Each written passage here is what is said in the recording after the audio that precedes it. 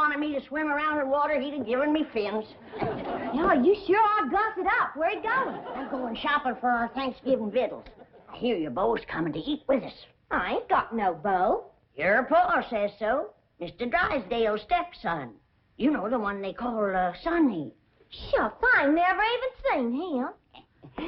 Well, your pa tells it.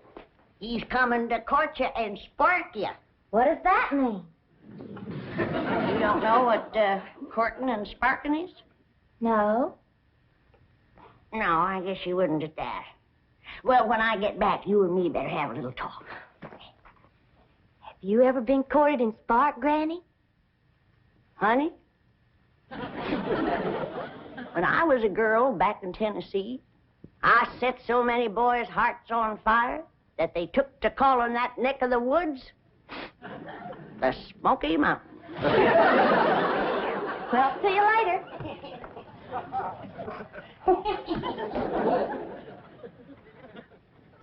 Daisy, you old heartbreaker. You still got it. That's the truth. Who you stepping out with? Ain't stepping out with nobody. I'm going to the supermarket. What's a supermarket? I don't know. I reckon it's kind of like a general store. But that's where you have to go to buy your victuals out here. And there's some things I need for that Thanksgiving spread. Oh, say, speaking of Thanksgiving, we can use the big fancy eating table. I just finished notching the last pot passer. Think they'll reach? Well, I don't know. Let's give it a try. Jethro! Here, Granny? You all set to get took to the supermarket? No, not yet. Fetch me a pot to the fancy eating room. Yes, sir.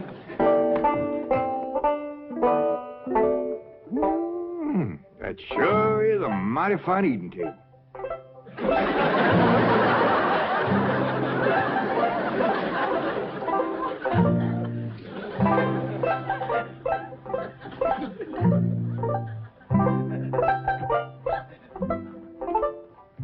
Jethro's fetching a pot. Granny, you gotta admit, folks built this table sure knows what they was doing. It is built solid. It is that.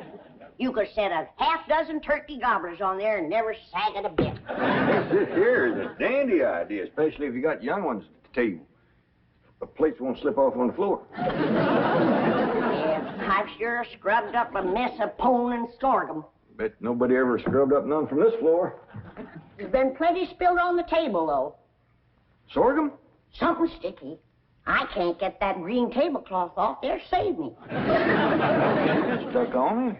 I can't imagine anybody to lay a clean tablecloth on a sticky table. Yeah, Granny, I reckon all women ain't as spick and span as you are when it comes to keeping house. Here you are, Granny. Set it in the middle of the table so we'll see if these pot passers reach.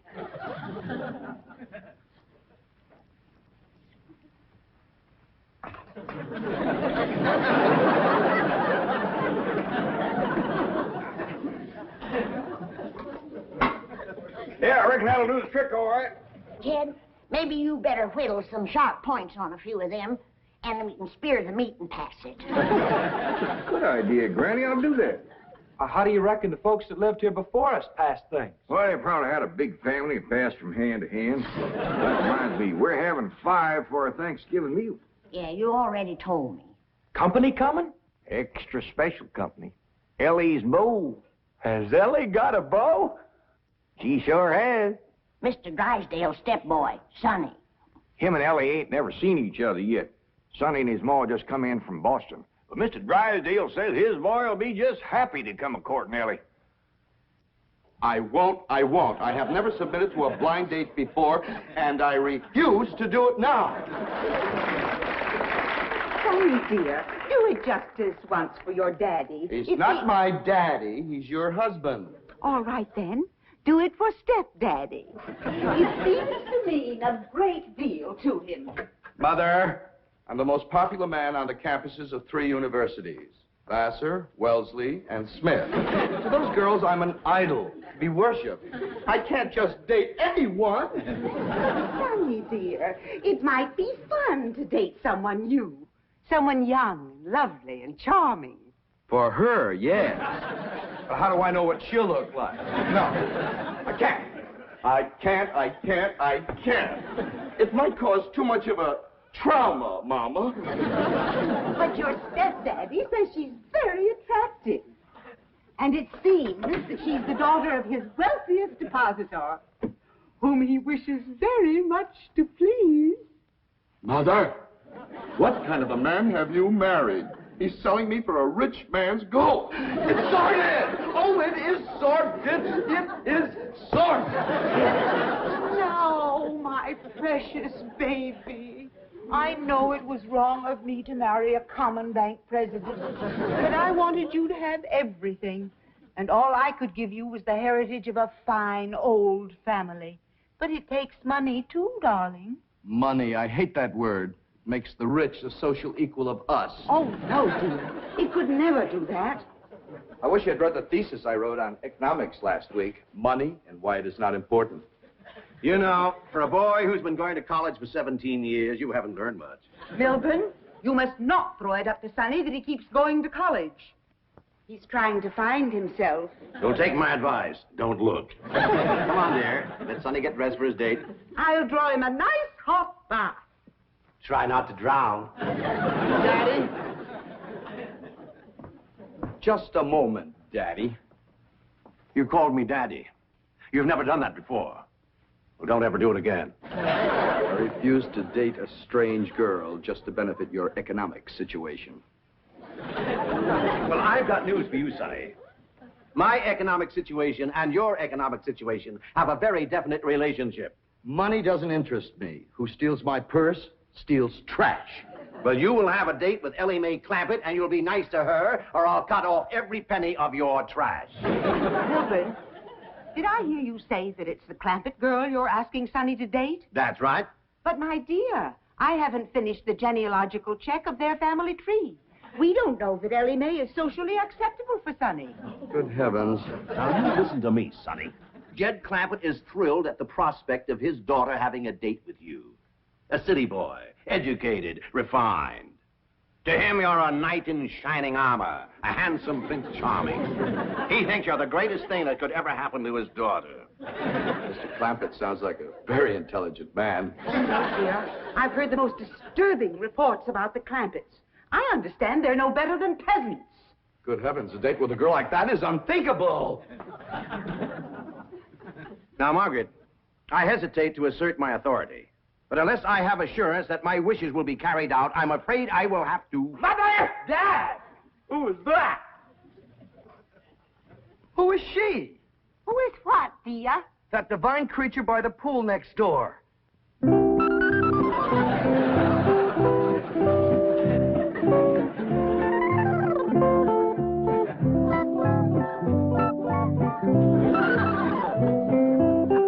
That's the Clampett girl, Elly Mae. Oh, Dad, you're sensational. Of course I'll date her. Good boy. But, Sonny, she's not a blue blood. The color may not be right, Mother, but I sure dig that crazy container. Wow!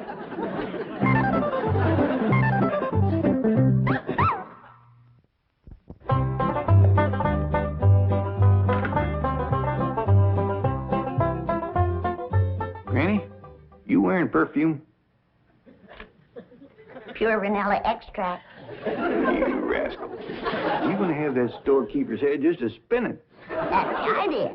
Just because I got plenty of money don't mean I have to spend it all.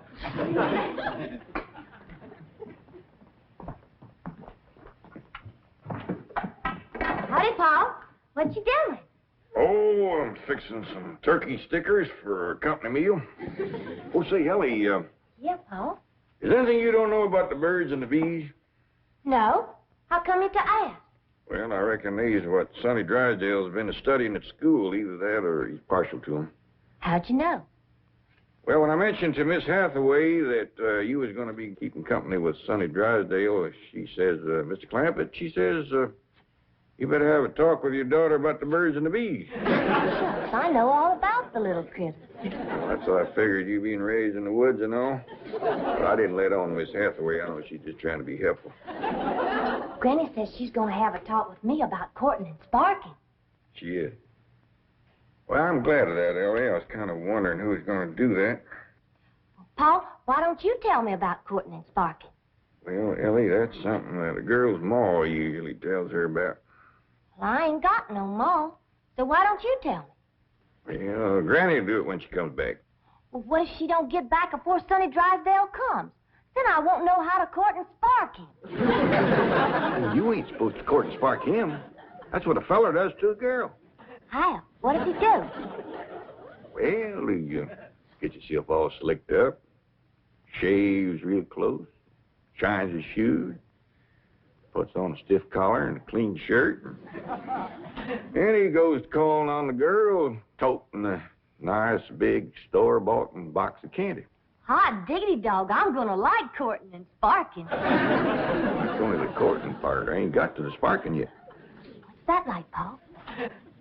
Well, she invites him to come in the parlor and sit. And they usually sit on a sofa or something, him on one end, her on the other. Yeah? Well, then he goes to carefully, little at a time, scooching down to where he's within reaching distance of the girl. Sonny Drysdale gonna do that to me? He might. And when he does, that's when a girl has got to be careful. Don't you worry, Paul. If that rascal goes to reaching for my candy, I'll knock him clean off of that sofa. Oh, Sonny, you sea beast. You creature from the blue lagoon. Now, my dear, don't you fling yourself overboard, because I'm not worth it. No, don't. My dear, my... Oh, well, there were too many girls aboard anyway. We were beginning to list. Sonny, are you decent? Not me. The devil. Come in. Sonny, you're beautiful. Mother! Girls are beautiful. Boys are handsome. Dashing. Debonair. You're right. I'm beautiful. Well, I just spoke to Jed Clampett. He's expecting you to call this afternoon. Maybe take Elly Mae for a drive. And tomorrow, they're expecting you for Thanksgiving dinner. 2 days? Gee, stepdad, no girl has ever been exposed to me for 2 consecutive days. What? Well, it may be unleashing forces too powerful to control. What if the Clampett girl gets serious about Sonny? Well, we'll celebrate with the finest champagne money can buy. Oh, no, my baby's not ready for marriage. Margaret, he's 35 years old. I am not. I was a leap year baby. Now, I've had enough of this nonsense. Now, you climb into that expensive sports car I bought you and go calling on that girl, or so help me out. Children, please. Sonny has never been exposed to violence. Even when he was born, I gave the doctor strict orders that he was not to be spanked. But it's not too late to start. Now, are you going or aren't you? I'm going. I am going. You want me to go along? No, my dear.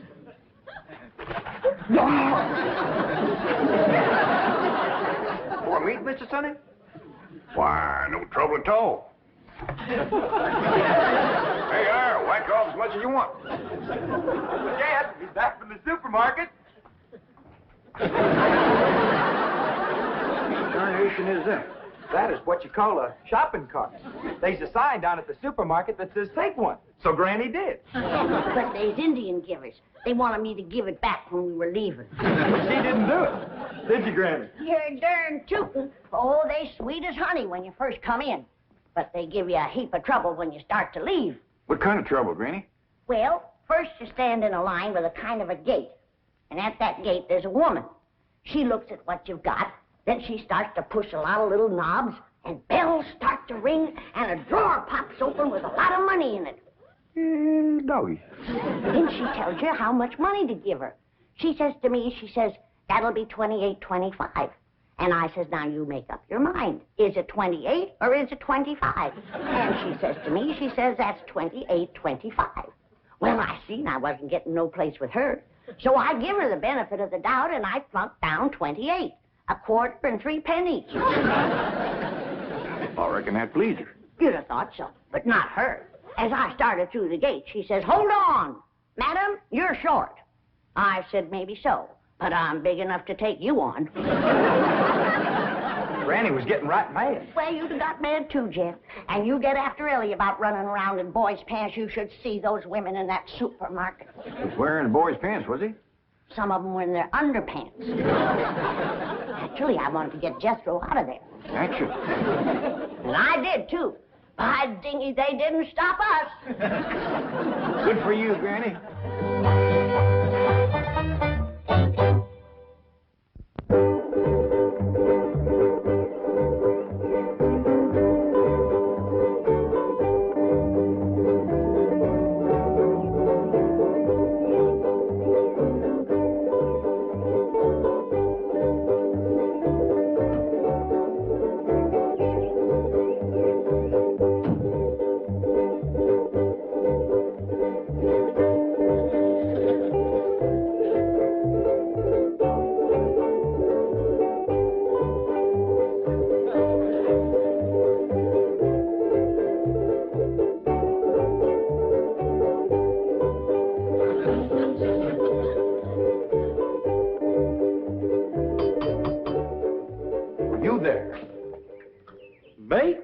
Yes, you. Does that weird-looking vehicle belong to you? No, sir.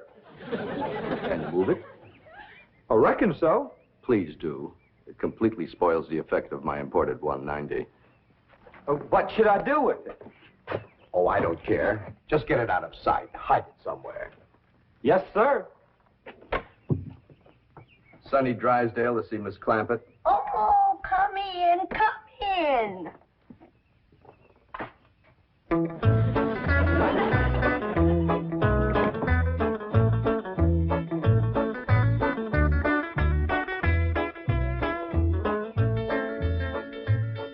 What you doing, Jethro?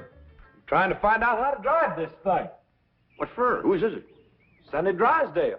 He asked me to get it out of sight for him. All right. Just trying to surprise Elly. Where do you say put it? Well, he just said hide it somewheres. Yeah, let's accommodate him. You take the front end, I'll take the back. We'll put it back of them bushes yonder. Okay.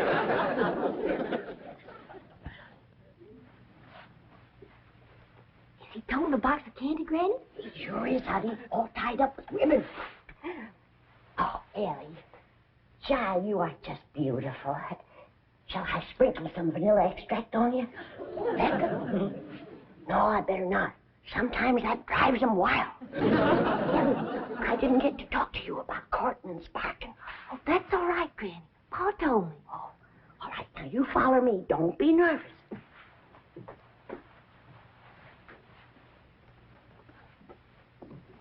Here she is, Mr. Drysdale. Thank you. You're beautiful. Divine. Never mind me. Say something nice to her. Hold it just a moment. What a vision you are. What a picture you make. From your golden hair down to your... Is that for me? Yes, it is. Bet you I can guess what it is. Try. It's something sweet. Exquisitely sweet. Something yummy. The yummiest. Something all girls like. You guessed it, it's me. You can sleep with it under your pillow. You want to come into the parlor? What are we going to do in there? Talk about the birds and the bees. Well, Scooby. You peasant girls don't beat around the bush. Miss Clampett, my lips long to taste your lovely hand. Hey, why did you throw him? That rascal was fixing to bite me. Bruised it to him.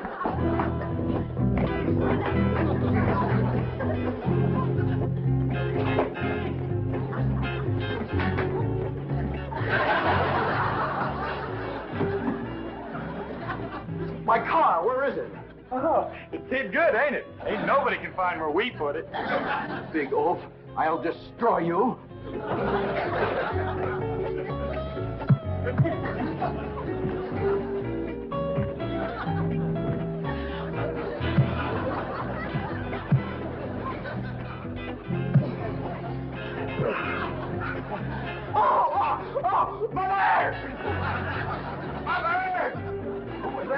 Sonny Drysdale.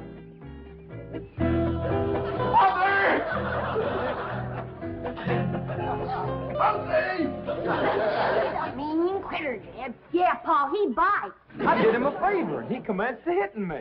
I claim us Clampets have been insulted by the Drysdales. Let's go feud 'em. Oh, now. Why, we could whoop 'em with one hand tied behind us. We ain't got no cause to whoop 'em, Granny. No cause. Why, just yesterday I went over there to the Drysdales to borrow a cup of possum fat. And that butler fella that lives over there, he says to me, you wouldn't pull my leg, would you? And I said, well, one good turn deserves another. Stick it up here and I'll give it a yank. And do you know that he slammed the door right in my face? Let's go. Now, hold on. Now, we're all going to calm down. We'll go next door, talk to Mr. Drysdale. We'll straighten this whole thing out. Come on. There. Mother's baby is going to be all right. Was it just a dreadful experience, darling? Dreadful. Margaret, Sonny, the Clampets are here. They followed me.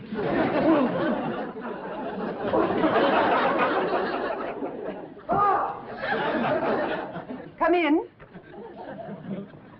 Where's Sonny? Here I am. Well, we've straightened out the misunderstanding, and now these people have something they want to say. Well, Sonny, I reckon this is all my fault. I'm sorry I wasn't to the door like a proper paw had ought to been. And I'm sorry I throwed you, Sonny. And I sure do thank you for that nice picture you give me. And I'm sorry you hurt your hand hitting me, Sonny. Now, me and Jethro was sorry that we hid the automobile. We towed it back over and set it down in front of your house.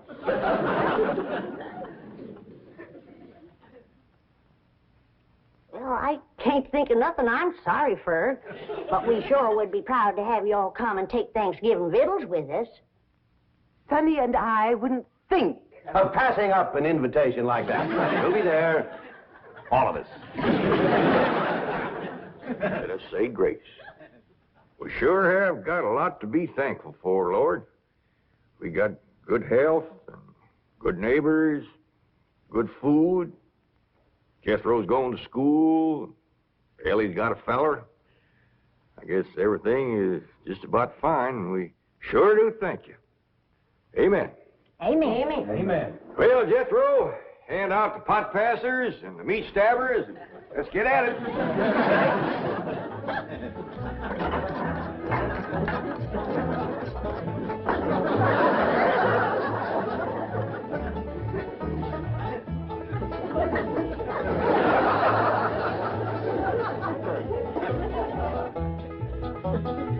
Hippie's on drumstick.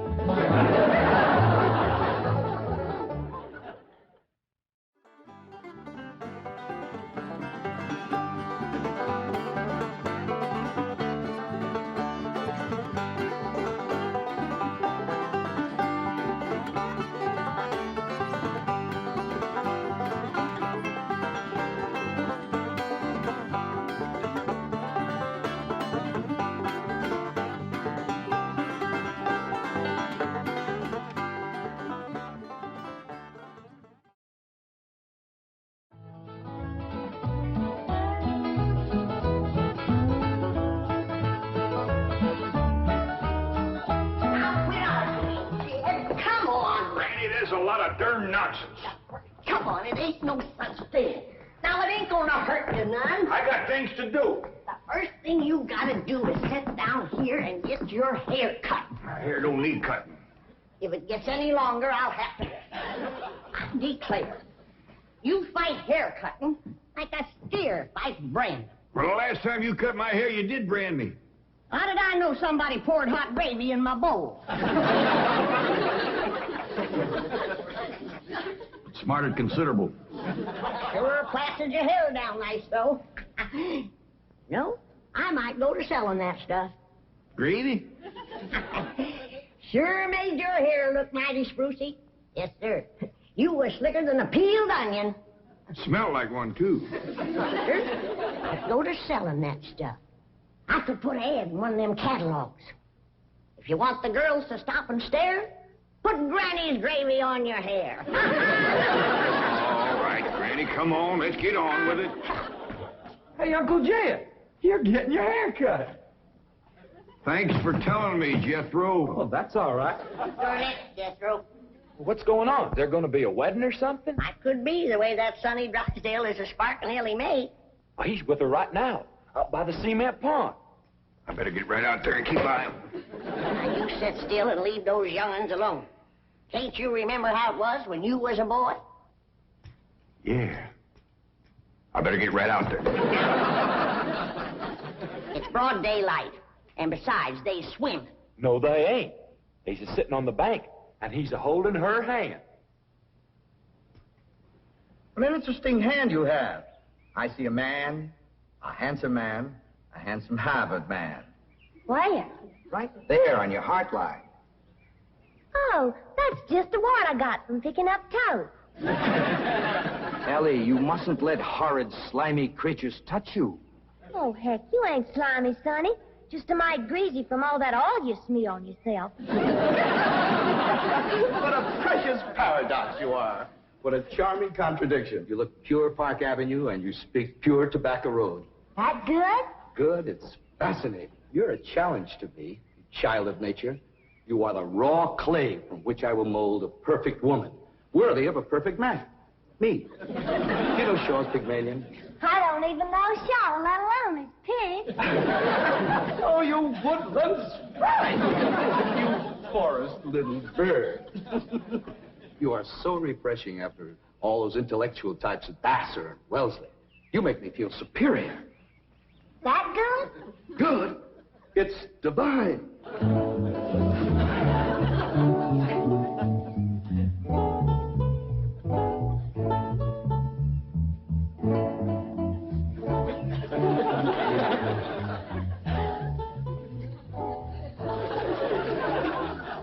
I am Caesar. You are a fair-skinned captive, a barbarian slave. Shall I drag you through the streets of Rome behind my chariot? Or shall I throw you into the arena with my lions? No, Caesar has other plans for you, my little savage. You shall be my slave, yes, but only the invisible bonds of love shall make you my prisoner. Come, I shall strum upon my lyre and recite odes to your beauty. What say you to that, fair maiden? How speak you now to mighty Caesar? I declare, Sonny, you're more fun than a bucket of tadpoles.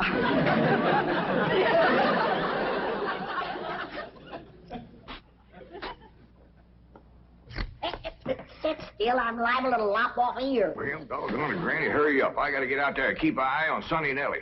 You want me to go out and see what they's up to, Uncle Jed? Now, you just sit still, the both of you. I'd expect Elly May to get a husband if you don't let the boy spark her. Well, Elly ain't never been learned about such things. Jed, sparking is like breathing. You don't learn to do it. Somebody slaps you and you go at it. Boy slaps. Now, I declare you're wiggling worse than a worm in a bait bucket. You want your daughter to be an old maid? Of course not. Next year, she'll be too old to get a husband. She's almost 18. That old.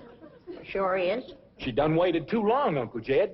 Why, no boy wants to marry up with a middle-aged woman. Elly May can get herself a husband anytime she wants to. Why, she's the purtiest and... Now, don't get your old feathers riled up, you old rooster, you. Elly May'll be all right if you just leave her alone. Well, I ain't sure Sonny Drysdale's good enough for her. He's considerable older than she is. Well, don't worry about that, Uncle Jed. His family lives a heap longer than most folks. Yeah? Yeah.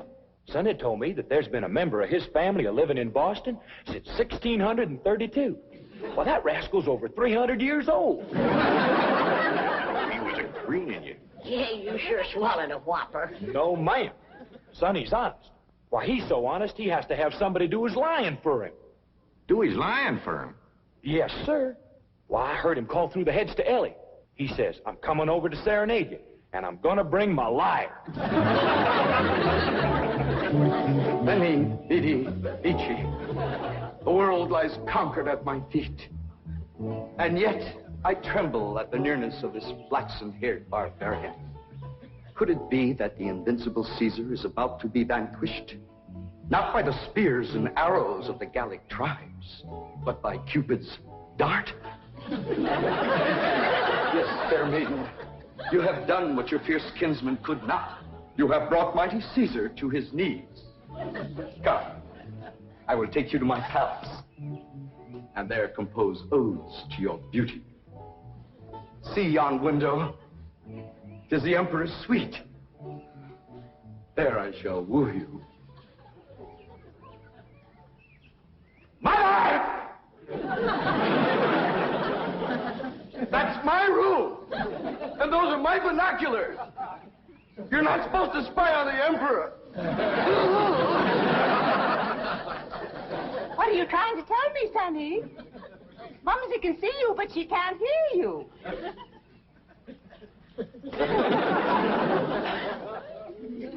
Yes, darling, Mumsy is watching. You look magnificent, like Apollo, the god of manly youth and beauty, the god of poetry and music. Look out! You're getting near the water. Be careful. Wait! Mommy will get your inner tube. Come, fair maiden, and I shall sing of your golden tresses, and your azure eyes, and your skin of alabaster, and your other charms that set me aflame. You mean you really burn it? Yes, dear one, and only you can put out the fire. Okay.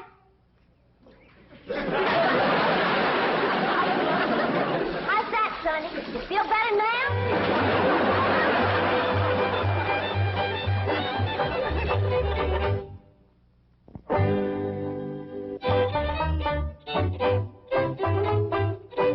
All right, Jethro, you're next. Oh, hi, Ellie Mae. Where's Sonny? Well, he run home to his mama. You didn't throw him down and hurt him again, did you? No, Paul. He caught fire, so I wetted him down in the pond. Sound like you done the right thing. How'd you catch fire? He said it was my charms that set him to burning. What charms was you toting? Well, just my sack of crawdad bones and my buckeye. You never heard of crawdad bones and a buckeye starting a blaze? What happened to your rabbit's foot? I didn't have it. There you are. You can expect trouble when you ain't toting a rabbit's foot. You know what my teacher over at Pot School said about toting a rabbit's foot? What? She said it's a superstitious invocation contradicted by scientific knowledge. It's always nice to know you ain't been doing something foolish. Don't you worry none, Ellie. You go jump into a purty dress, and I'll walk you up a love charm that I guarantee will bring Sonny Drysdale back. Yes, I am, Mother. I'm going back. Sonny, darling, you're delirious. Here, breathe some of this penicillin. I'll send for an ambulance. Mother, I am perfectly all right. Of course you are, precious. A nice rest in an oxygen tent is all you need. I don't need an oxygen tent or an ambulance. All right, just relax. And Mumsy will call the police. Police? But of course. I mean, to have that violent, dangerous girl arrested for attempted drowning. Mother, you will not call the police. I'm going back there right now to see Elly Mae. Ah, darling, that's very brave of you, but you're in no condition to make a citizen's arrest. Mother, I'm not going to arrest her. I want to help her, to work with her, to tutor her. What? She's like a wild, wonderful jungle cat, and I'm going to tame her. Honey, you are delirious. I'll call the doctor. Mother, mind is made up. That girl needs me. For the first time in my life, somebody really needs me. I need you. The whole world needs you. Elly Mae Clampett needs me, and I need her. I'll be her Pygmalion, and she'll be my Galatée. Sonny, you're not becoming emotionally involved with that creature. She's not a creature, Mother. She's a girl. A wild, wonderful, beautiful, ravishing girl. Yes, I am becoming emotionally involved. socially acceptable for my baby. Mother, I'm not your baby anymore. I'm a man in search of a woman.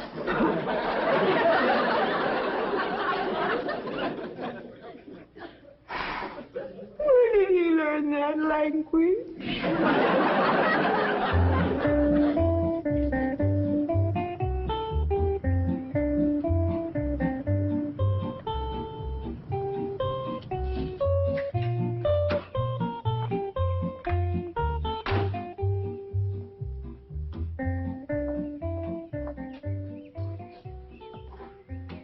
Hello, Duke.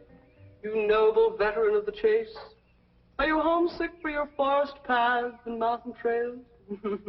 You look like a cashier waiting for the bank examiners to arrive.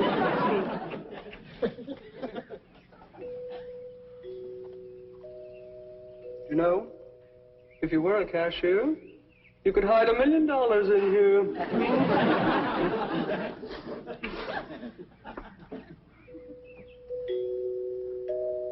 There goes that music again. Jethro, did you ever find out where that's coming from?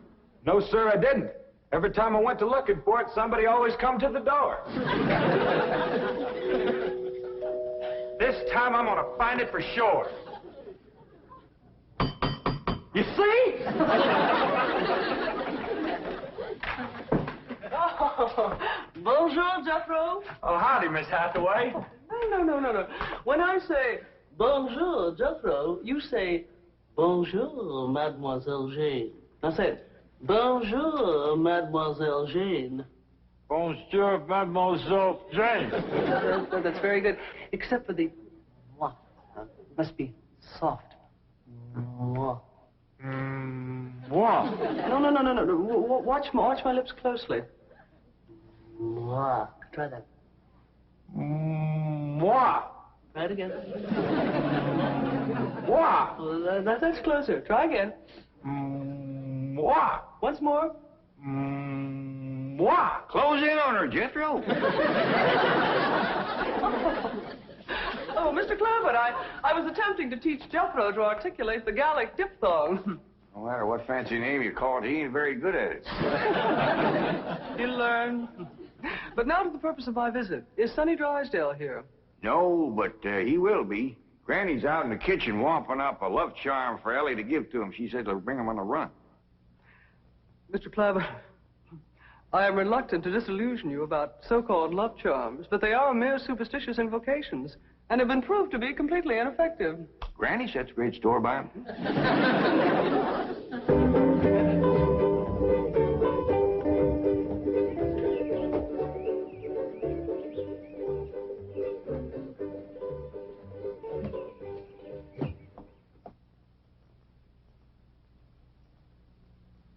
Here you are, Elly. One guaranteed love charm. Guard it with your life. What's in it, Granny? Oh, I darsn't tell you. Leastways, not just yet. But I'll give you the secret before I go on to my reward like my granny done to me. I'll guard it too, Granny. Granny, Mr. Clampett tells me that you've conjured up some sort of love charm for Elly May. Right here it is. Made out of all secret stuff. That is ludicrous, irrational, sophomoric, and pure hokum.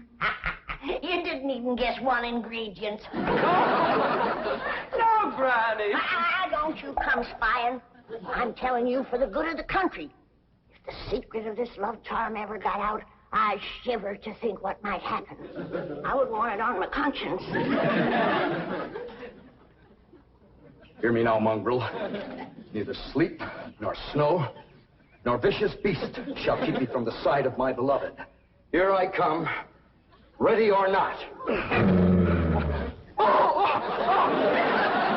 So, you still think it won't work, huh? That is correct. All right, Elly. Open up the pouch, mate. Now, when I drop this starting powder in it, quick close it. Press it to your heart. And say, darling, darling, my true love, come a-swooping like a dove. Darling, darling, my true love, come a-swooping like a dove. This is Elly! Elly! I have flown to your side in spite of all danger.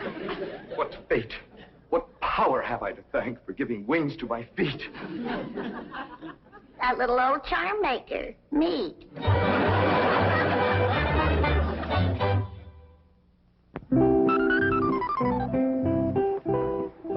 And now we shall begin the transition from Tobacco Road to Park Avenue.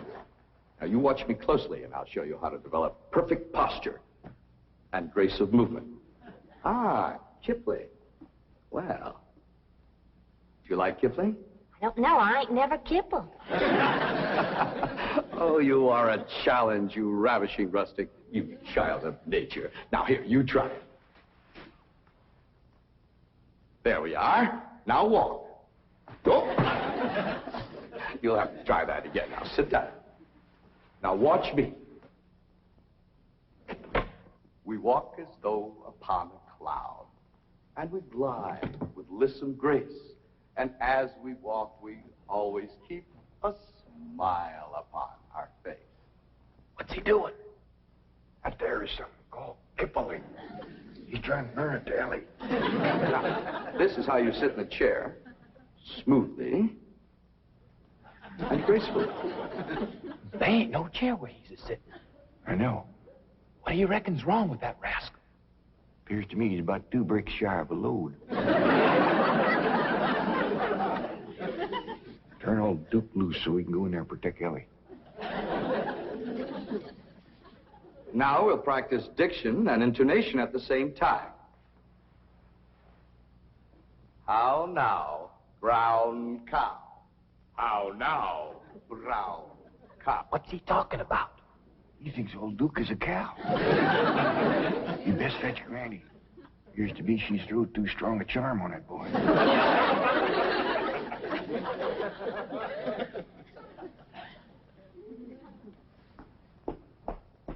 There you are. One guaranteed charm. Now, you hold the bag while I sift in the starter. I know this is all a lot of absolutely ridiculous nonsense. Please hurry. Darling, darling, my true love, come a-swooping like a dove. I better open this door before he busts it in. Miss Jane! Here he is! Granny's love charm is too strong. Don't fight it! It's bigger than both of us. Circled on me. Granny, come quick. The love charm you throwed on Sonny Drysdale was too strong for her. Thank you, Granny! How now, brown cow? How now, brown cow? How now, brown cow? How now, brown cow? How's it going, Uncle Jed? Bad. Now he's got Elly believing old Duke is a cow. Break the charm, Granny? I reckon so. I'll sprinkle him with some letting go powder. While you're at it, will you sprinkle some on Miss Jane? She's shutting off the blood to my arm. How now, brown cow? Secret powder, light as snow, make the charm of love let go. What's it do? The spell is broken. Now, please, everybody listen to me. I must have complete quiet and concentration if I am to transform this bucolic beauty into a sophisticated debutante. Now, I have studied drama at Yale, Harvard, Princeton, and Dartmouth, and I am probably the only living man who can accomplish this difficult cultural metamorphosis in the brief time available. Now, everybody please go while I transfuse into this simple, untutored mind the charm, the polish, the splendor that is Sonny Drysdale.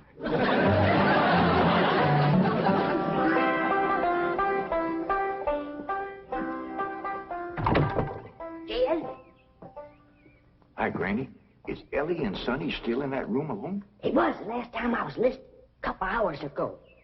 They was talking about the rain in Spain, a land in the plain. Well, I guess they can't be up to no nonsense if they're talking about the weather. Doggies, I can't wait to see Elly all polished up and talking like Sonny and Miss Jane. While you're waiting, I got something for you. What is it? A love charm. What in the Sam Hill I want with that? Ain't what you're wanting, it's what you're getting, a woman. And it's high time you got one, being a widower. Besides, the moon is right. That's why this stuff is working so high-fired powerful. So here. Well, I ain't interested in none of these la-di-da Beverly Hills women, so here. Well, they're interested in you, so here. Who said? Jethro says. Jethro don't know nothing, so here. I reckon Jethro ought to know what's going on in his own school. Besides, I saw her making sheep's eyes at you, so here. You caught who making sheep's eyes at me? Mrs. Millicent Schuyler Potts, that's who. Oh, now. You did? Educate a woman like that? Jethro says she asks for you every day. Oh, what'd she want with an old mountain goat like me? If I was to put a little starting powder in there, and you was to say the magic words, no woman could resist you. I don't hold with stuff like this. You're scared, ain't you? Oh, I ain't scared. Then go ahead. I double dog dare you. Well, open the pouch a mite. Now. Well, this is just a lot of doggone nonsense. Close it tight, clamp it to your heart, and say the words.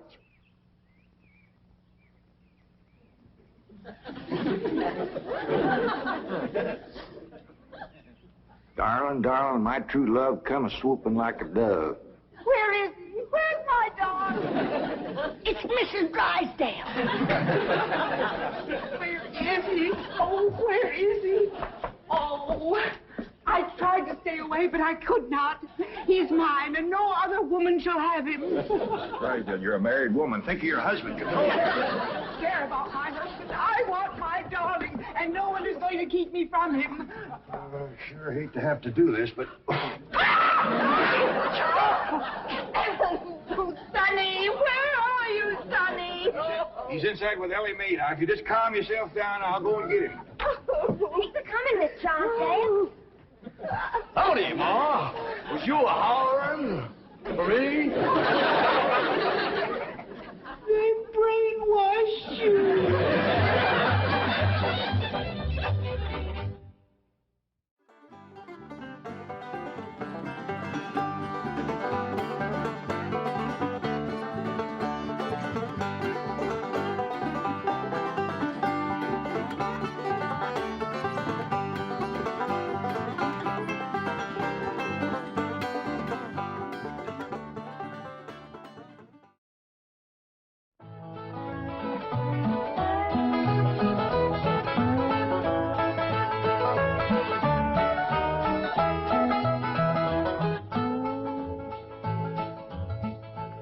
Hi there, Granny. What you looking at? Oh, I'm looking at these pictures that Mr. Drysdale took of Sonny and Elly. Oh, yeah. He's right good, ain't they? Dandy.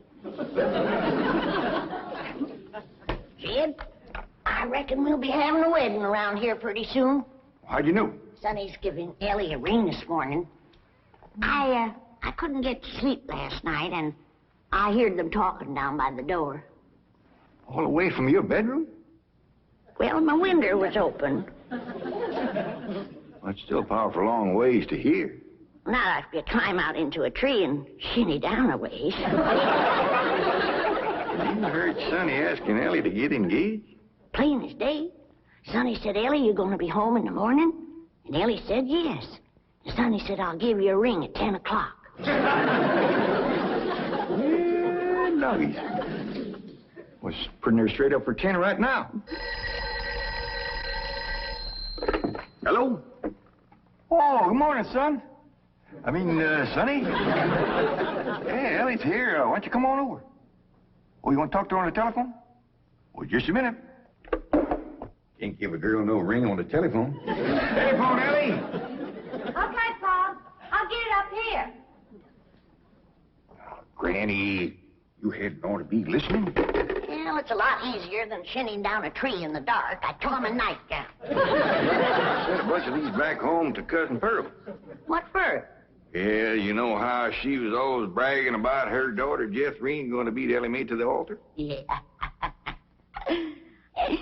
I sure would like to see the look on Pearl's face when she sees this. Jethrine, look at this. And I always bragged that you could beat Elly Mae to the altar. I can, Ma. I can outrun Elly Mae. My legs is long. Look, we gotta get busy. Now, what time's that Jasper fella coming to court you? 6 o'clock. He's taking me out in his car. Oh, no, he ain't. He's courting you right here in my parlor where I can see to it that he gets to the point. Well, that's where he's taking me, Ma. Perkins Point. There's a barn dance there. I'm talking about the point of proposing to you. Don't you want to get yourself a husband? Yes, sir. Jethrine, why couldn't you have been born with some of my brains instead of just my beauty? Of course, I gotta admit that you ain't quite as pretty as Elly Mae.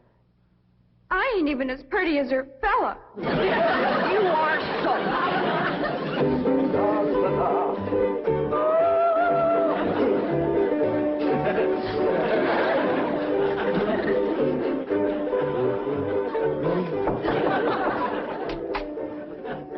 Hi, Sonny. Hi, stepdad. Well, how are you and Elly Mae Clampett getting along? Marvelously. She's mad about me. Oh? How do you feel? The same? Really? I'm mad about me, too. Now, how do you feel about her? Oh, she's fun, stepdad. I like her lots. I'm going over there now and take her for a drive. Good, good. Her father has $25 million in my bank, you know. Yes, I know. She's, quite a beautiful girl, don't you think? Oh, ravishing. You know, I understand these country girls make perfectly wonderful wives. Strong, healthy, not afraid of a little work. So I understand. You know, Sonny, I have a position opening down at my bank. Oh, it's not much to start with, but advancement could be rapid with my help. Certainly, it would be enough to rent a nice apartment, settle down, take up housekeeping. Why don't you think it over and discuss it with Elly Mae? All right. But with all the money her father has, I doubt seriously if she'd want to work at your bank.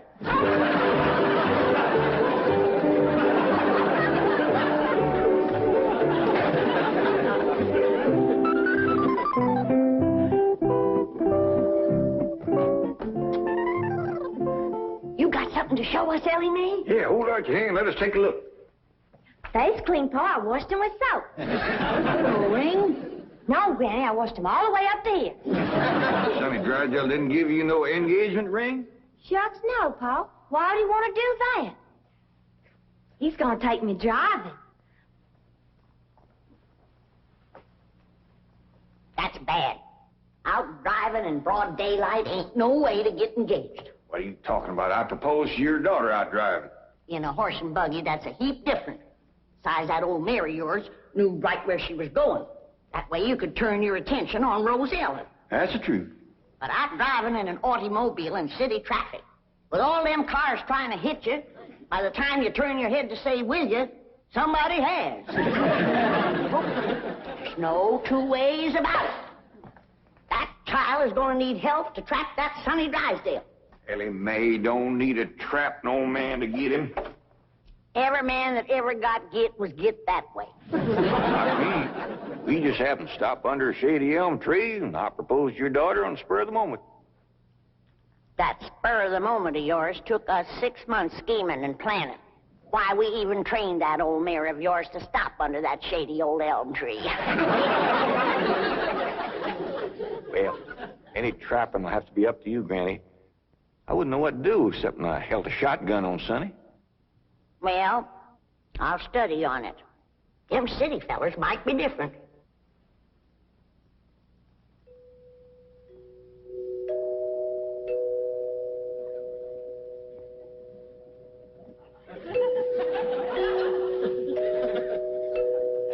Jed, you reckon we'll ever find out where that music comes from? I reckon if we keep a looking.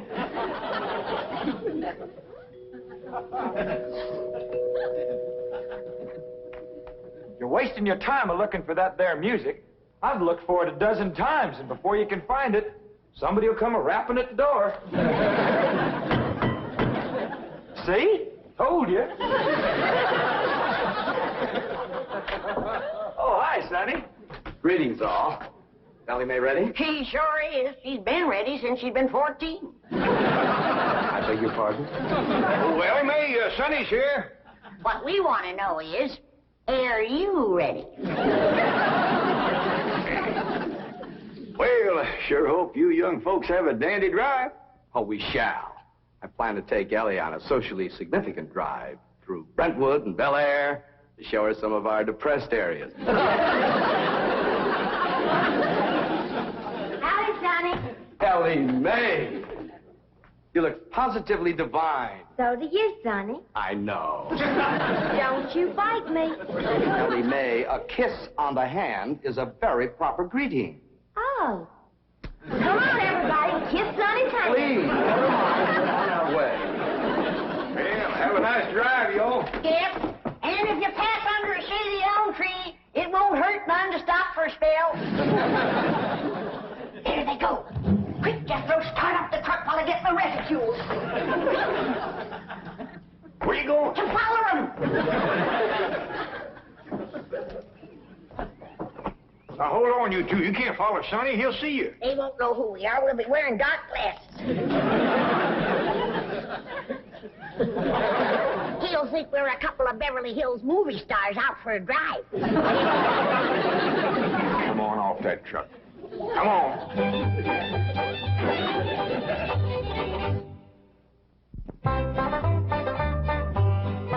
Jethrine, did you pour the fudge out to cool?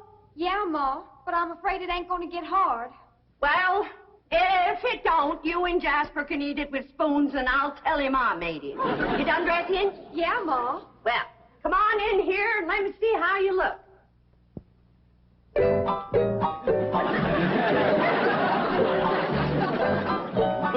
Turn around, let me see your sash. You do get the folks straight. Now, I want you to bring out them pillowcases you've been embroidering for your hope chest. The ones with his and hers worked in French knots. Never hurt none to let a beau see you're handy with a needle. But I ain't. I always stick myself. Well, if you do, don't bleed on the pillowcase where you'll see it. Now, when you show him the stereopticon pictures, these is the ones I've picked out for you. They'll put him in the right mood.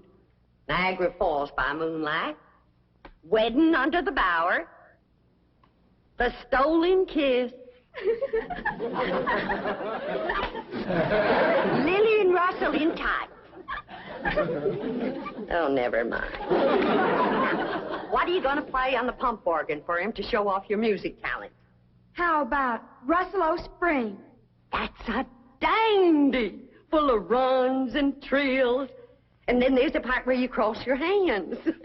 Oh, I tell you, Jethrine, that's one place you got it over your cousin Elly Mae, playing the pump organ. Them hands can stretch pert near 2 octaves. And them feet is made for pumping. Well, it's almost time for Jasper to get here. How do you feel, darling? I feel like I'm gonna throw up. Now, Jeff, Elly and Sonny will be here on the settee. And when he gets on his knees and proposes to her, and Elly says yes, you come a-running from that door, I'll come a-running from that door, so's we'll have him betwixt us and he can't back out. Annie, I don't want to be listening at no door. I don't think you had ought to neither. Jed Clampett, no wonder your daughter's crowding 18 and still an old maid. Why, if we don't get busy, her cousin Jethrine will beat her to the altar by a mile. She won't neither. Elly Mae's a lot prettier than Jethrine. Looks ain't everything. Besides, Jethrine has Pearl helping her, and Pearl's parlor. And that's the styliest and best courting parlor in the whole county. I don't see nothing wrong with this parlor. Oh, that's 'cause you're a man. This ain't got no style to it.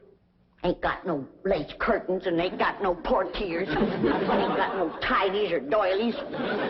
Ain't even got a pump organ. Got a piano? A piano ain't in it with a pump organ when it comes to courting. They's got a quiver to it. Just drives a man wild. And there ain't nothing that stirs a man like seeing a woman pumping a pump organ. I wish Sonny and Elly Mae would get back. What's keeping them? My baby shoes. Aren't they cunning? Awfully stiff. I don't see how you ever walked in. Mother had them bronzed. Didn't help much. They're still stiff.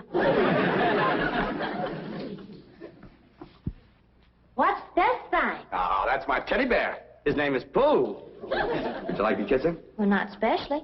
I guess you'd rather kiss me. I'll kiss the bear. Oh, I guess you're not in a very romantic mood. A little music will remedy that. You like to dance? I ain't never tried. Well, you're in for a divine experience. I'll teach you.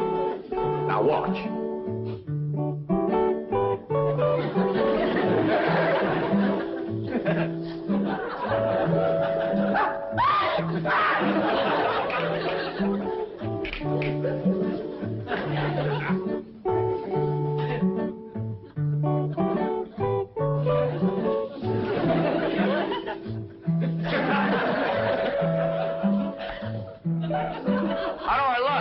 Like something's hurting you. Maybe some rose thorns are sticking your gums. Enough of these preliminaries.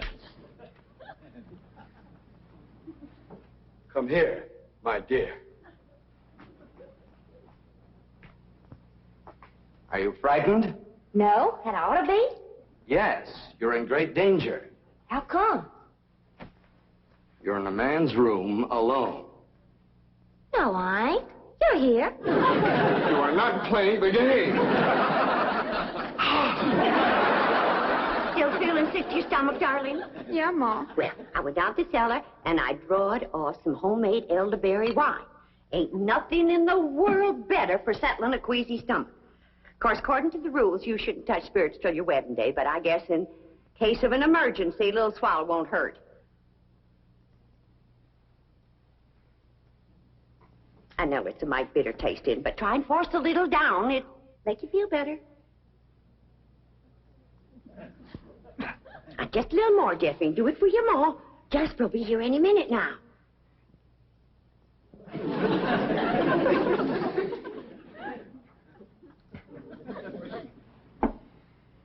Feeling better? A little.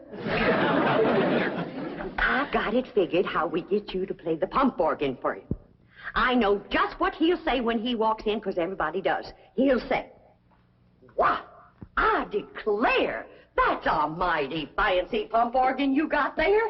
And I'll say, "Why, thank you. I'm mighty partial to pump organ music." And then you say, "Why, I'll play something." And then you sit down and you play like you never played before. You understand? Yes'm.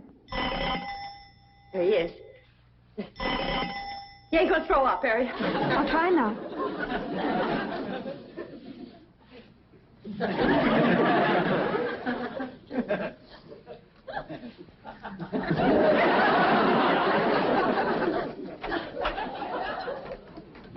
Evening, Miss Bodine. Why, Jasper Depew, what a surprise. Jethrine, honey, look who's here.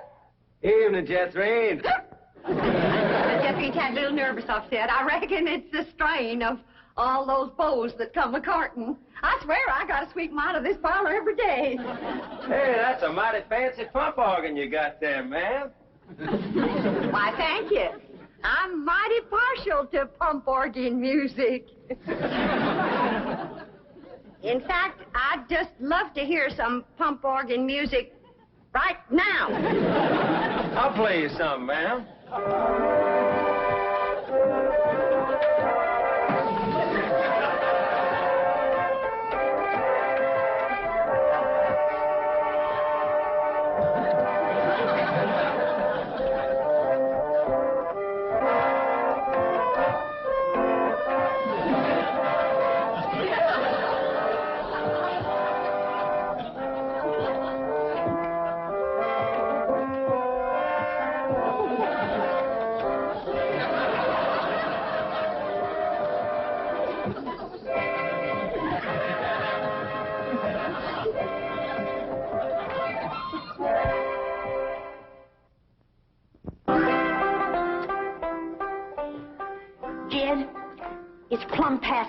Sonny and Elly ain't home yet.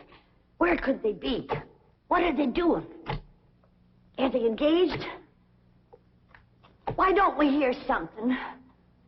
Oh, that poor, sweet, innocent Elly May out there in the dark with a man. Jed, maybe something happened. Now maybe something. Granny, calm down. Elly can take care of herself. I reckon you ain't nervous, huh? No, just sitting here whittling. Well, what you're whittling on used to be the arm of that chair.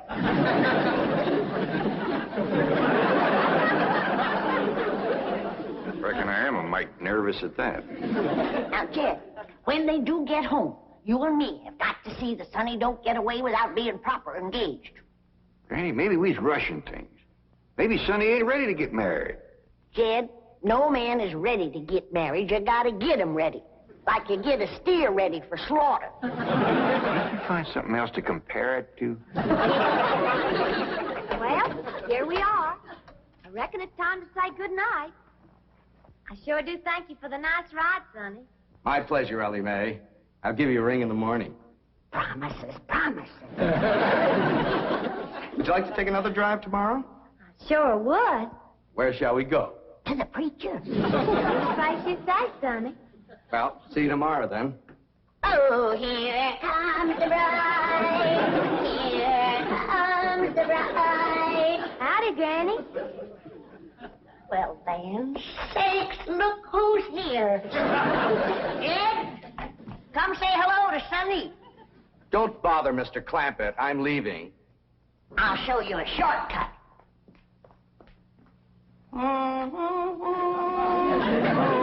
Howdy, Sonny. Good evening, Mr. Clampett. Ed, now's your time to have that talk with Sonny. What talk? About Elly May. I got nothing to talk to Sonny about, Elly. Oh, that's right. I'm the one that's going to talk to Sonny. You talk to Elly May.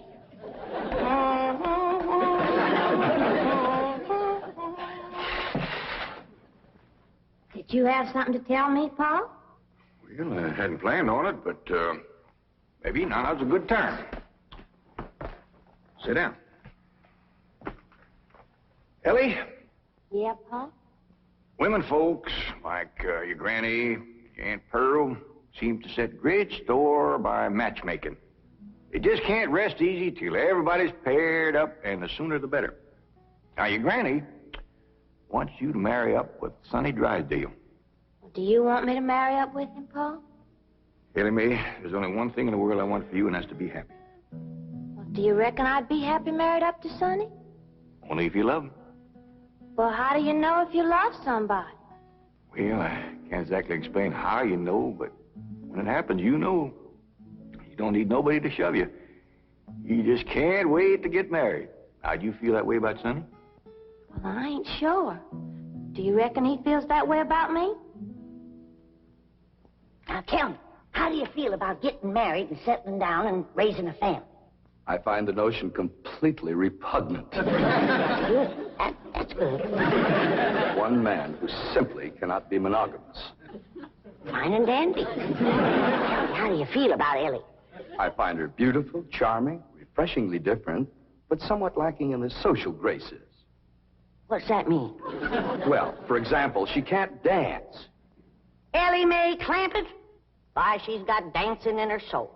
I'm her grandma, and I want you to know I was the best doggone dancer that ever came out of the Tennessee hills. And her pa can outstomp a riled-up mule. Come on, city boy.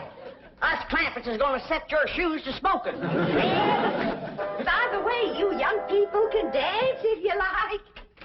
Not me. I'll go for some of that fudge.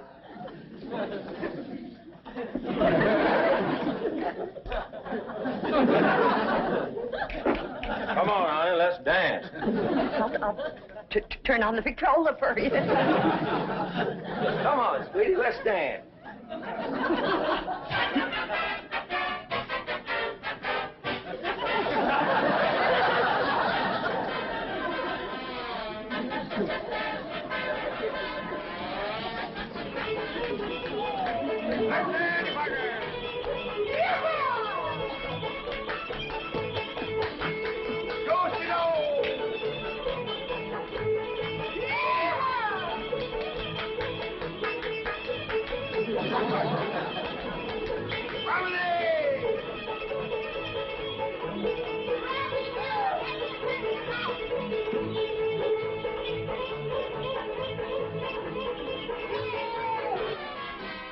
Light on her feet, ain't she? You'd never know she was moving.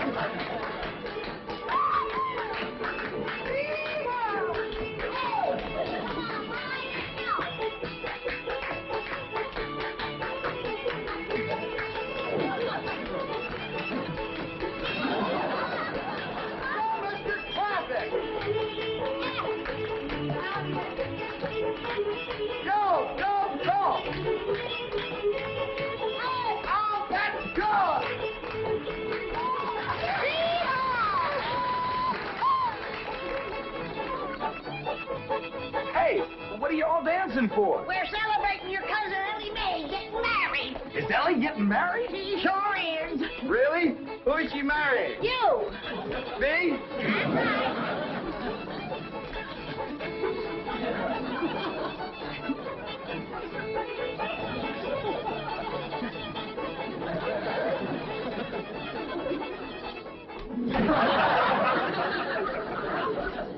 That's right.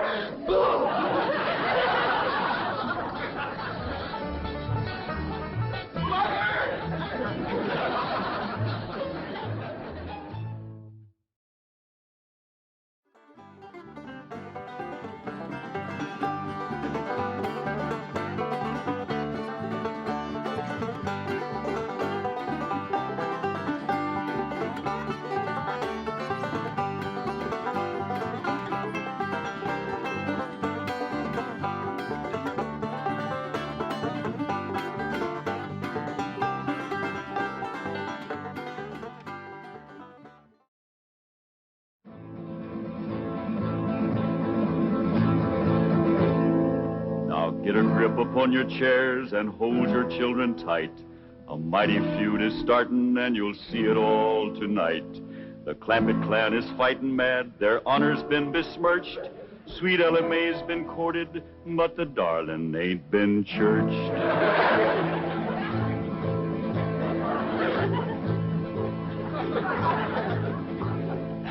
It was young Sonny Drysdale that courted her and fled. And now the Drysdale family will feel hot Clampett lead. 'Cause stranger, you don't trifle with a hillman's daughter fair, or you will face his rifle and he'll deeply part your hair.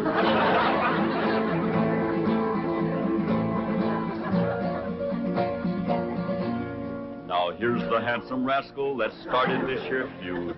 A Harvard, Yale, and Princeton man, a shifty city dude. His game was love and run away, 'cause that's the way he lives. But they don't allow such doings with their female relatives.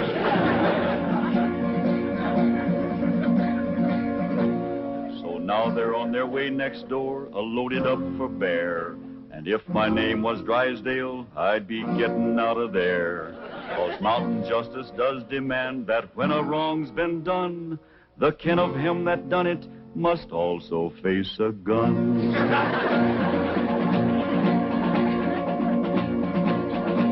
Now Sonny noticed Elly May beside the swimming pool, and when he seen her figure, he lost his yen for school. He wrapped himself up in a towel and played upon his lyre, and while he twanged the songs he sang did set her heart afire.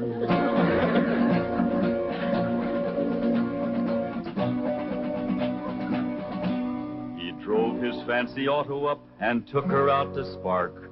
And all alone, unchaperoned, he kept her after dark. He took her in the parlor and he taught her to be grand. He showed her how to walk and talk and tried to kiss her hand.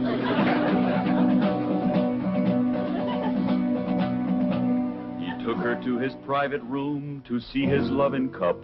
And a man that wins a prize for that ain't on the up and up. He wooed her with a tango and a rose betwixt his teeth, a smiling on the outside, but a leering underneath.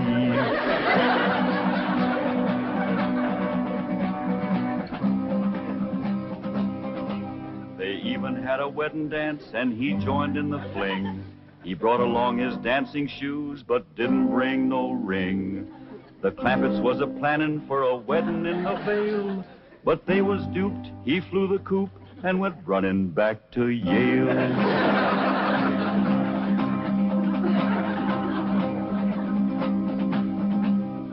And now the Clampett clan is here to even up the score. I wouldn't want to be the man who opens up that door. He'll have to face their fury, on revenge they are intent. And if his name is Drysdale, his life ain't worth a cent. It's that butler fella. When will you Clampetts learn there are no possums to hunt in Beverly Hills? Ain't possums we's after, it's Drysdale. Well, they're not at home. Mrs. Drysdale returned to Boston with Sonny, and Mr. Drysdale's at the bank. Let's shoot him. There ain't gonna be no shooting unless it's talk first. When will Mr. Drysdale be home? Not until late this evening. That's talk enough. Let's go to shoot. Now, Granny, you can't shoot an unarmed man. That's right. I lost my head. Here. Now, when death row counts 3, we go at it. 1, 2. Now, hold on. Mr. Butler here ain't done us no wrong. He's one of their clan. I said there ain't gonna be no shooting unless it's talk first. I'll speak to Mr. Drysdale. Thank you kindly, Mr. Butler. Yes. Thank you very kindly, Mr. Butler. Why didn't you ask him to dance with you? I was ashamed of you in front of these young'uns. Is that any way to learn them feuding? It takes my family to know how to feud. Why, we drove the Botkins clean out of Napoleon, Tennessee, chased them off, burnt their shack, and shoveled their footsteps off the path. Hot diggity dog. That's what I call feuding. I'm sure proud to come from a family like yours, Granny. That's the Moses family. Too bad our blood is being thinned out, cooled off, and watered down with the Clampett blood. Now, Granny, you just simmer down to a boil. I'll see the right thing is done by my daughter. Jethro, you drive me down to the bank. Drysdale and me will have a man-to-man talk. Ain't you about a man and a half short?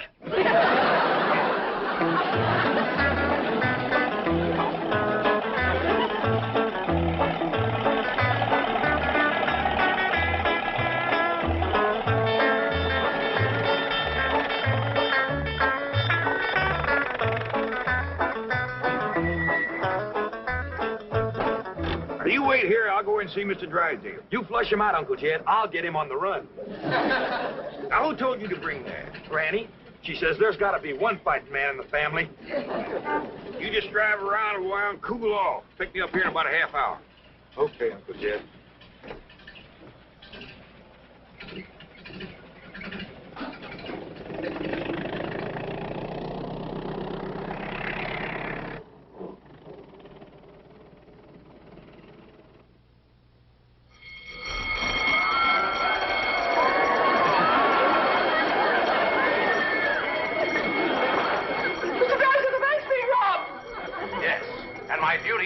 Where are you going? As president of this bank, there's only one place for me at a time like this, my bulletproof closet.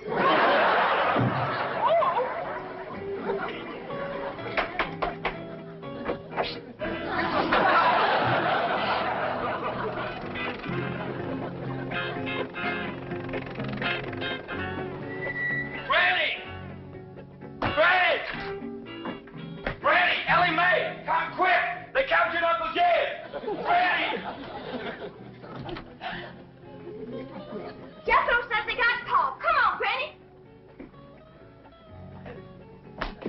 The Drysdales got Uncle Jed. I dropped him off at the bank, and when I come back, they carried him off somewhere. Ambushed him, that's what it was. That Butler feller. He told them he was coming, and they laid a trap for him. What'll we do, Granny? Eye for an eye and a tooth for a tooth. They took one of ours, we'll take one of them. Where's your gun, Jethro? I give it to Uncle Jed. I reckon the Drysdales got him. We lost the first battle. They took our leader and our best gun. But we ain't lost the feud. Come on. Jeb Stewart says when they think they got you licked. Attack!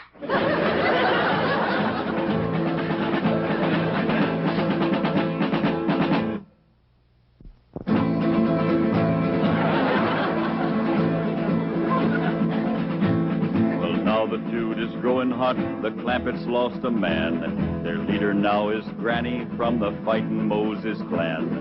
Granny learned her feudin' while a child on mother's knee, when the Moses drove the Botkins from Napoleon, Tennessee.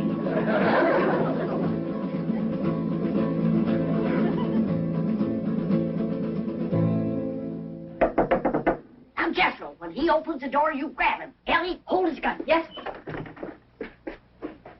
Okay, Granny, let's go. Cut me down. Put her down, Jethro. We don't want her. Who don't? We don't. What's going on? There's a feud going on. You know something, Elly? Feuding's fun.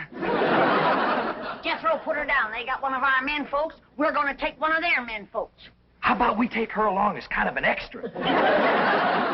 No, not unless they captured one of our women folks.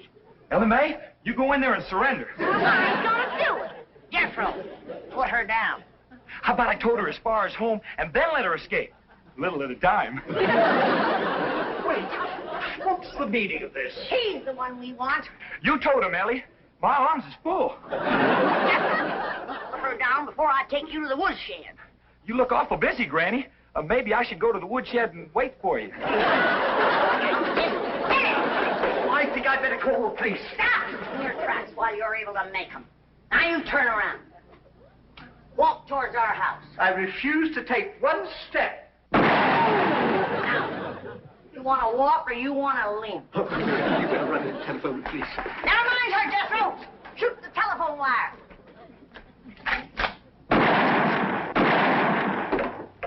There's what's having your mind on women can do to you. It took you 2 shots to get that wire. Oh, Granny, I got 2 wires.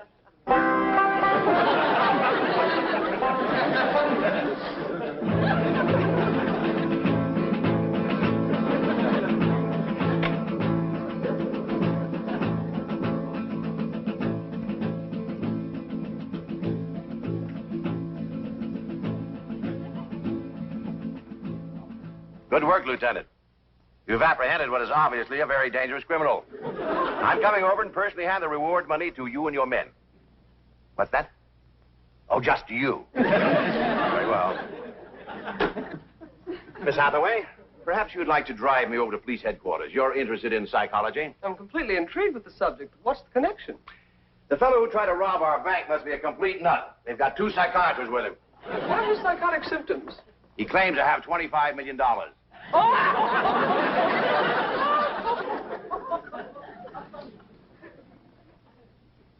No, it couldn't be. I keep telling you and telling you, I got $25 million in Mr. Drysdale's bank. No, you didn't. They caught you before you got a penny. Your patient, Doctor. Obvious delusions of grandeur.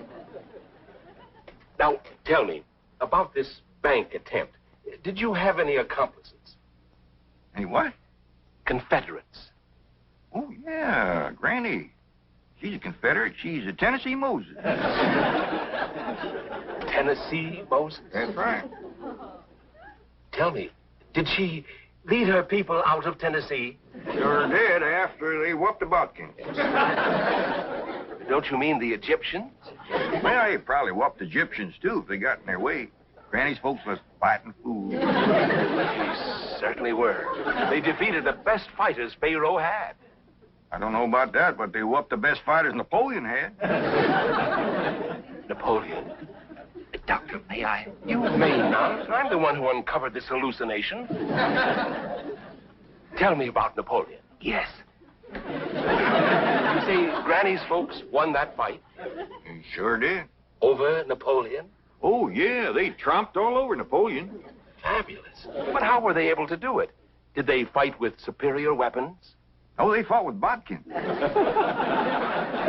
I see.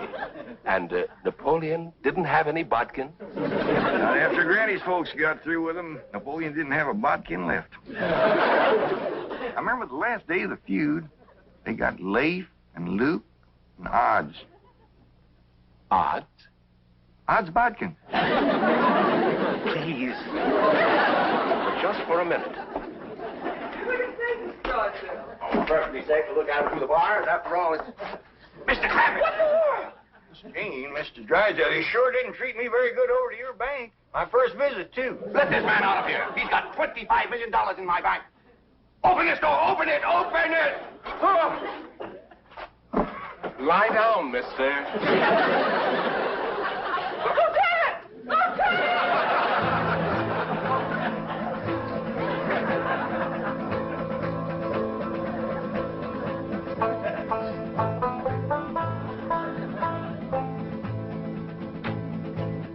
Got the prisoner all tied up, Granny. Can I go back and get the other one now? No, you can't. You keep your mind on your feuding. Close the gates. Yes, ma'am. Throw up the barricade. Yes, ma'am. Good. Here. You walk sentry while I check the lookout. Elly May! Any sign of the enemy yet? Not yet, Granny. All clear. Sound the alarm if you see a Drysdale a-coming. I will, Granny.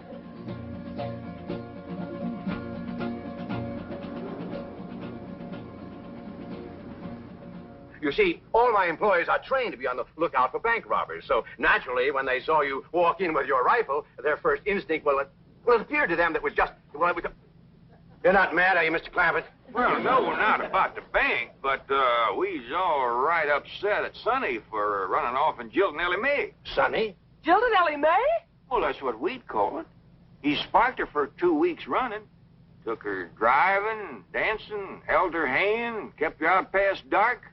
Back where we come from, that's just the same as saying, will you? Provided the girl is 12 or better. Mr. Clampett, you have my word of honor. I had no idea that Elly May or it took Sonny seriously. Now, the moment we get to your house, I'm going to telephone Sonny in Boston. Get him on the first plane, and he'll be here tonight to propose marriage to Elly May. Well, now, that sure is going to smooth Granny's ruffled feathers. She's been madder than a barefoot centipede standing on a hot rock. She'll be happy when we get there. Yes, bless her sweet little heart.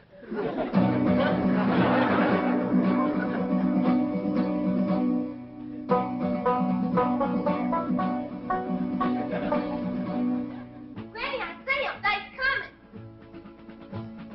How many is they? Miss Hathaway and Mr. Drysdale. They's holding Paul prisoner. Come on now. We'll stop them at the gate or blast them at the barricade. Jethro, they's a-coming. Get ready to do battle.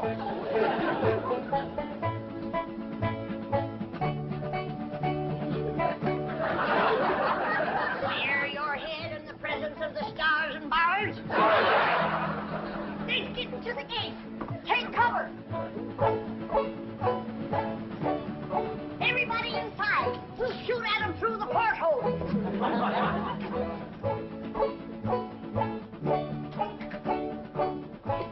You won't hit Paul, will you, Granny? Don't worry, honey. I can hit a new laid egg out of the nest without budging the hen.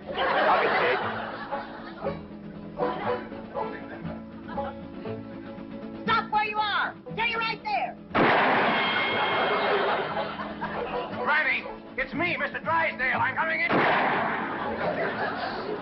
Let's get out of here. I'll learn them Yankees who they're feuding with.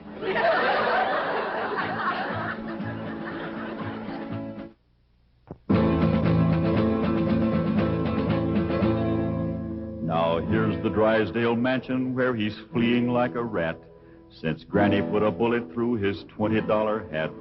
But even here, he can't escape the scourge of Tennessee, 'cause she's got Elly spying from the tip-top of a tree. Granny, they took Paul to the Drysdale's house. Come on down. We'll go get him.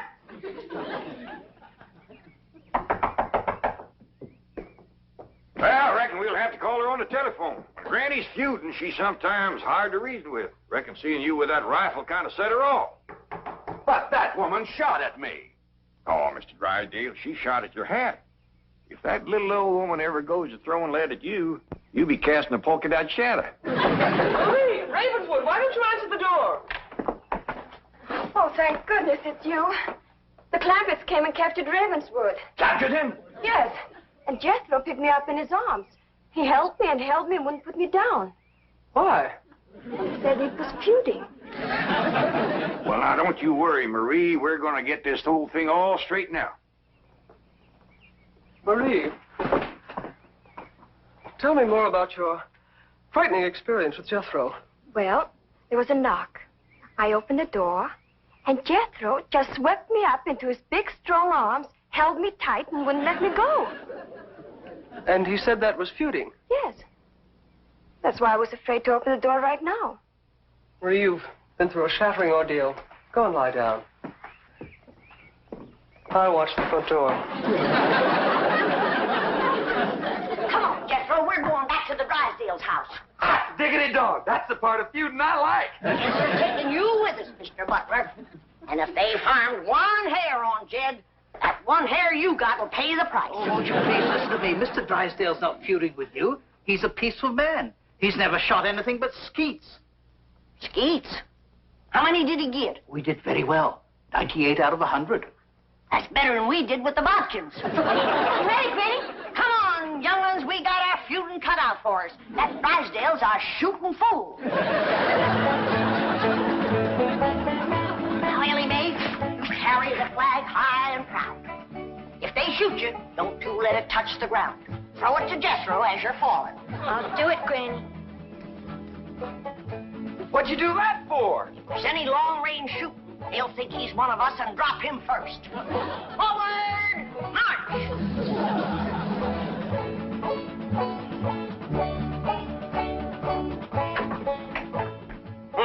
No wonder the phone wouldn't work. Marie said Jethro shot down the wires. Well, we can go next door and use the miller's phone. Yep. Been cut with a rifle bullet. Kind of ragged, though. Jethro must have been upset. That's bad shooting to cut those little wires with a rifle? Why, when that boy puts his mind to it, he can pick a gnat off a plate of grits at 500 feet in a heavy fog. I'm the only one that can outshoot him. Except for Granny and Elly Mae. Well, what skeet shooters you'd make. What skeet? Oh, they're clay pigeons. That's what I shoot. Clay pigeons? Oh, it's wonderful. I love it. Your wife must be a first-rate cook.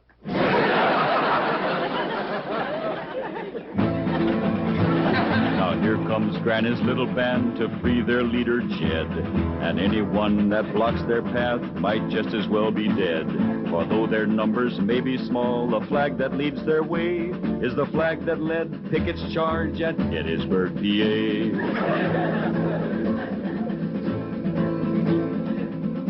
Stop for a minute. I got an idea. We use Mr. Butler here as a decoy, and we'll surprise him. What you mean, Granny? You knock on the door, and you yell to him inside that it's you. Then we'll rush in and we'll get Jed. And maybe somebody else, too, huh, Granny? You keep your mind on your feuding. Come on.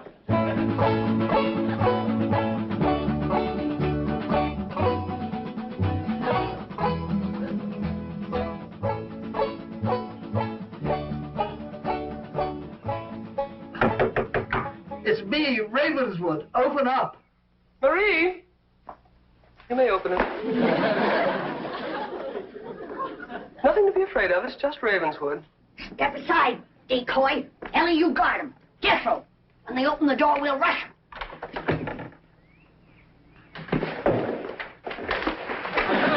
Yeah. Where's Jed? What'd you do with him? Oh. Talk fast. Oh, he's not here. He's next door with Mr. Drysdale. Search the house, Jethro. Jethro! Jethro! Yeah, Granny? Put her down.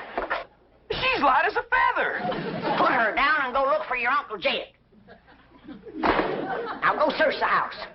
Jethro, you're unfamiliar with the place. I'll show you around.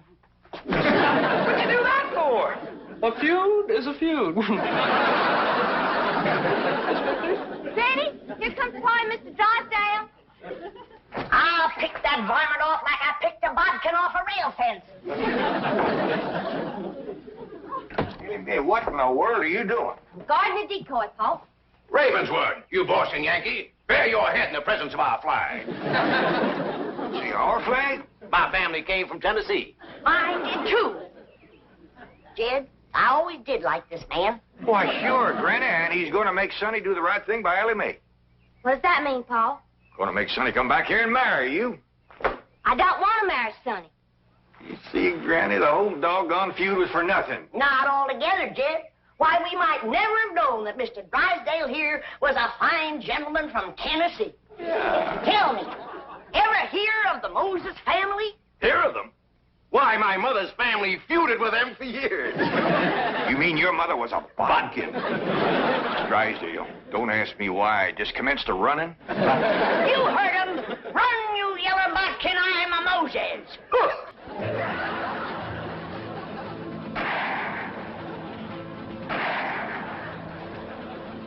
For a city feller, he sure can run. Like a scared rabbit. Well, let's go home. What heard that? Oh, listen, Granny. I heard you and Uncle Jed talking about what to get me for Christmas. This here will save you shopping. Oh, you can't take her home for Christmas. Now put her down. One of these days, I got to have a long talk with this boy.